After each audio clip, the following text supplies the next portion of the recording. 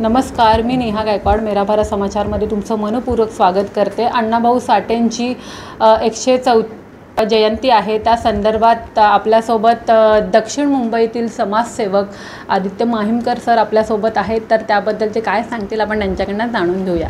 Sir, तर काय सांगाल की आपण आज ऑफिसमध्ये अण्णांची जयंती साजरी केली, काय सांगाल? जी नमस्कार।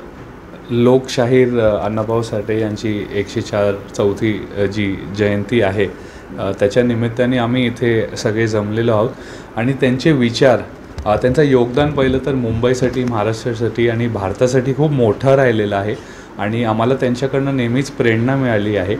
तर ह्या निमित्ताने आम्ही त्यांचे विचार जीवित ठेवण्याचं आम्हाला प्रेरणा तिथून मिळाली आणि त्यांचे विचार जीवित ठेवण्याचं काम आम्ही करणार, म्हणून आज इथे आम्ही सगळे जमलो आहेत।